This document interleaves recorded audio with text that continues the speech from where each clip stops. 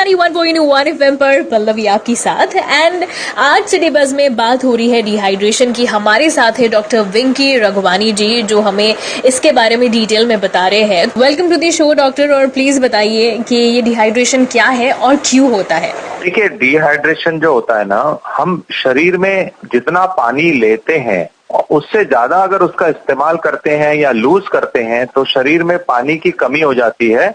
उसकी वजह से जो हमारे शरीर के जो नॉर्मल बॉडी फंक्शन है उस पर इफेक्ट जब होता है तो हम उसे डिहाइड्रेशन कहते हैं। और यूजुअली ये जब अधिकतर वॉमिटिंग्स या लूज मोशंस होते हैं उसमें शरीर का पानी कम हो जाने की वजह से इस प्रकार से डिहाइड्रेशन होता है। तो क्या ये डिहाइड्रेशन एक सीरियस कंसर्न है? हाँ, बिल्कुल। डिहाइड्रेशन एक बहुत ही गंभीर प्रॉब्लम है, क्योंकि शरीर में पानी की कमी हो जाने की वजह से हमारे बॉडी के जो फंक्शंस हैं वो सारे इफेक्ट्स हो जाते हैं। आप जानते हैं कि जैसे हमारी बॉडी में जॉइंट्स होते हैं तो जॉइंट्स को लुब्रिकेट करने के लिए पानी की आवश्यकता होती है, यानी तो वो अगर ना मिलने से हमारे जॉइंट्स जो है वो प्रॉपर वर्क नहीं कर पाते हैं।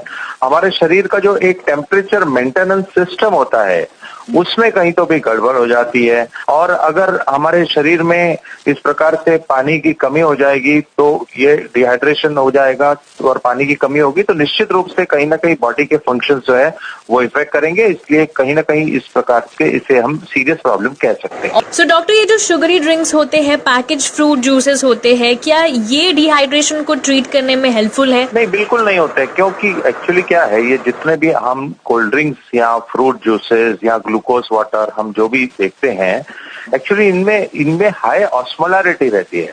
और इनफैक्ट ये जो हाई ऑस्मोलैरिटी रहती है ये तो उल्टा डिहाइड्रेशन को करेक्ट करने की बजाय और ज्यादा डिहाइड्रेट कर लेगी।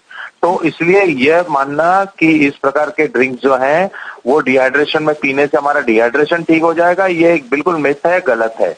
उल्टा इससे हमारी प्रॉब्लम जो है, समस्या जो है वो और ज्यादा बढ़ जाएगी, ये ध्यान में रखना चाहिए। राइट, तो हम डिहाइड्रेशन को फिर ट्रीट कैसे कर सकते हैं? देखिए, अगर हम डिहाइड्रेशन के लिए सबसे ज्यादा इम्पोर्टेंट होता है कि हम अच्छा जो लिक्विड अपना इंटेक अच्छा रखें, यानी हम अच्छे से पानी पिए। हम जानते हैं कि अगर हम घर में भी हैं तो हम यहाँ ध्यान रखें कि हम बार बार पानी पिए। हम बाहर भी हैं तो भी इस चीज का ध्यान रखें कि हम पानी पिए।